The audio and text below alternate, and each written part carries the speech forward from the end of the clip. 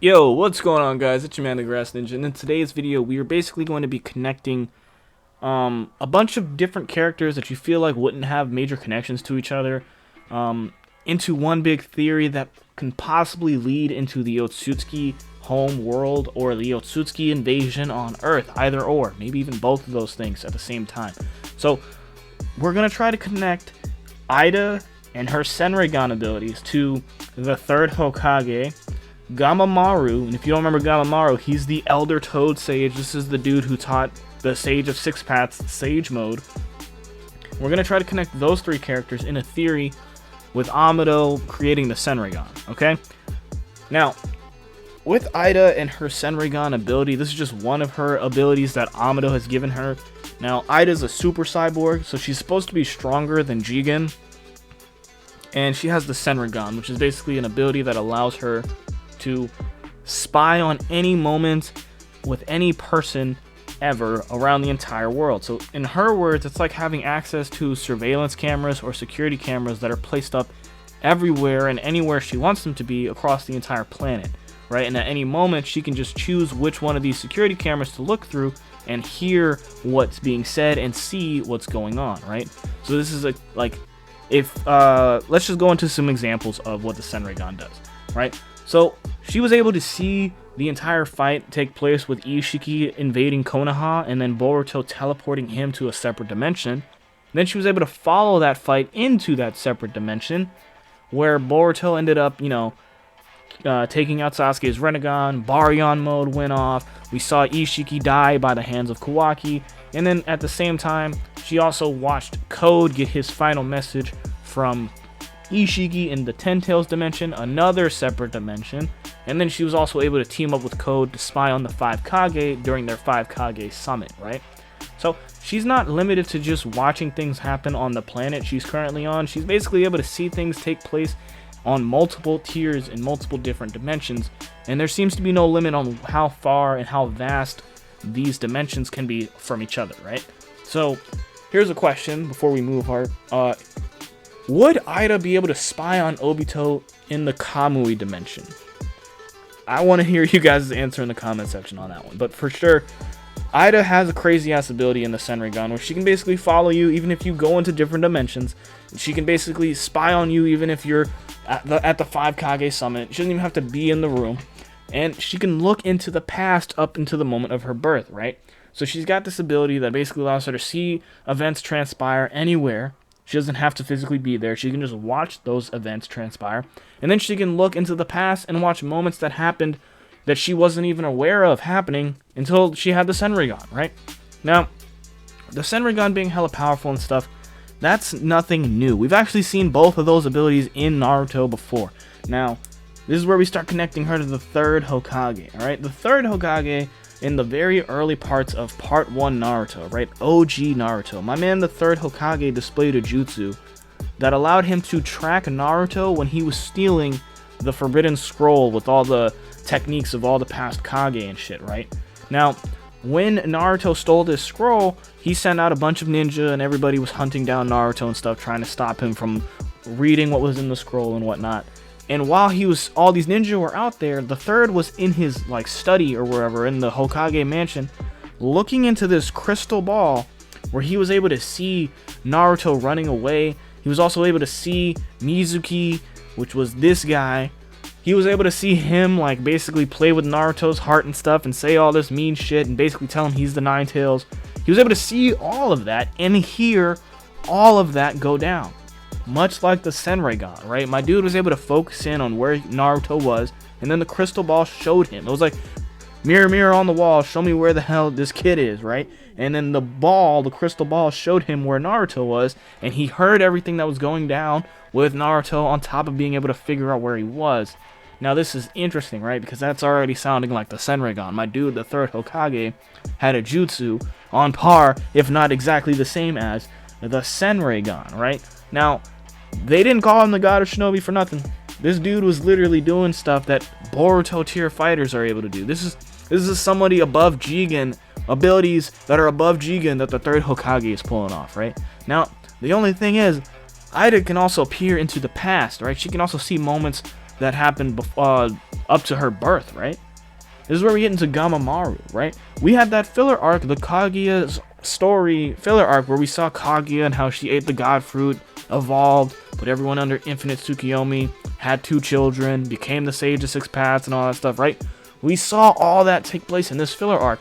And something we also saw was Gamamaru, the Elder Toad Sage. This is the dude who gave Jiraiya his prophecy. This is the dude that told Naruto, that told the Toads to, yes, let Naruto learn the unsealing of his Nine-Tail Seal, right?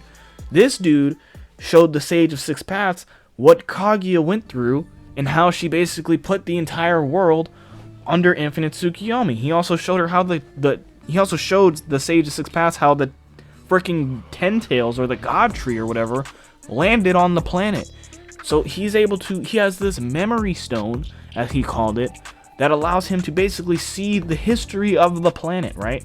Now, we don't know how long the memory stone's been on or in Mount Muiboku, but if it was created with the rest of the planet and it's just a mineral or something that sages before him created, then we could imply that the memory stone and this crystal ball that the third have, these are all materials that do exactly what the Senrigan was doing, because the memory stone can look into the past and show you past events of what happened on the earth, right? And then the crystal ball can focus in on whatever you ask it to or whatever you want it to focus on, and it'll show you, and you can hear the things that are happening there, right? This is all what the Senrigan does. So did Amado somehow get access to this memory stone from Mount Muiboku, right? Because we know he has connections with Jiraiya somehow. That's why we have Kashin Koji. So did he somehow find his way into the Toads Mountains, steal parts of their memory stone, craft something similar to the crystal orb that the third Hokage was using in order to create these scientific ninja eyeballs that he implanted in Eida, which granted her access to the Senrigan, right? Like he basically just called it clairvoyance, right? That's what the Senrigan is. It's clairvoyance. And then we have these materials or these items in the Naruto lore that basically grant you clairvoyance. They basically tell you what happened in the past. They show you what's happening right now. They literally give you the Senrigan. The third Hokage and Gamamaru had the Senrigan, just not in their eyes, right? It was just a separate jutsu that they were able to use. Now, right now as it stands, right? Amado is basically trying to convince Eida to side with Konoha, to join the Hidden Leaf, right? Now, if the Hidden Leaf does get access to this Senrigan, the smartest thing for them to ask Eida to do is, are there any more Otsutsukis? Because once they learn of what the Senrigan can do and that she's allied with the Hidden Leaf, she becomes a military asset, right? She's the best spy they have. Like, the Senrigan is the greatest tool for espionage. So, with that being said, what if Eida goes out of her way to help Konoha so that way she can get Kawaki points or whatever, and then tell them what's happened with the Otsutsuki, how they came to Earth, what's their plan, what was Ishiki's plan, the home of the Otsutsuki, like, do they have a planet that she can spy on currently?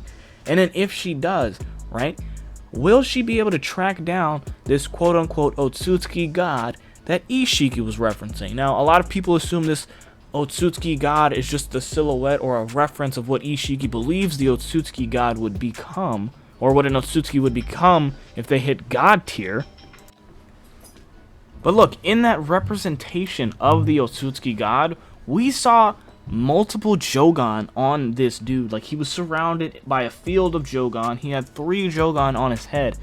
This dude, with the Jogan confirmed for the most part, right, could possibly be able to feel Eida's ability, right? Because we know the Jogan allowed Boruto to perceive Urashiki teleporting and messing with space-time boundaries. We've actually seen the Jogan on multiple different occasions see interactions between space-time boundaries, right? So if Eida is able to basically project her consciousness and watch all these events take place regardless of what dimension they're in, regardless of where they are, there might be a spiritual aspect or some sort of presence she leaves behind that this Otsutsuki god or Otsutsuki king, whatever it may be, would be able to perceive. And then if they notice that someone is watching them in the inner sanctum of the Otsutsuki halls or whatever, they might be able to trace and follow the origin of where the Senrigan tracking is coming from. They might be able to basically trace Eida's real location back to Konoha, and then they'll realize this is the planet that we had sent like 5 different Otsutsuki in order to take over already, and everybody is dead. Dude, if we find out that the Otsutsuki homeworld is a real place and it's not blown up to bits or whatever, and there's a real planet of Otsutsukis out there, them tracking Eida and Eida spying on them might be motivation for them to send a real army, not just a squad, right? They send a duo, and then they send a squad, and now they're probably going to send a whole army to invade the planet, all because they have tracked Eida spying on them, and they know this planet that this spy is on has some out-of-whack space-time curvature because there's way too much chakra on that planet. Chakra that should be ours, because that's what the Otsutsuki are all about, right? They sent a god tree to that planet. Kaguya ate it when she wasn't supposed to. Ishiki never succeeded in his plan. Momoshiki, Kinshiki, and Urashiki are all dead for the most part. So right now, the Otsutsuki have multiple reasons to want to go ahead and sabotage, attack, invade the shinobi world. But let me know what you guys are thinking, bro. Do you think that the Senrigan and the third Hokage's crystal ball or the Toad Sage's memory stone are all connected? And do you think if Eida does join with the Hidden Leaf, it would be wise for them to ask her if she can find out where the Otsutsuki came from? Are there any more out there? Because she's been able to track people on separate planes of reality. And then again, do you think Eida Senrigan would have been able to track Obito in the Kamui dimension? Because if she had seen him and he just vanished somewhere, would she have been able to track that and know that, oh yeah, this dude is traveling between dimensions, and then she's supposed to be above Jigen in power and stuff? So I'm just saying, she's no joke. So let me know what you guys are thinking in the comment section below. Like, comment, subscribe. I'm your mans, the Grass Ninja, signing off.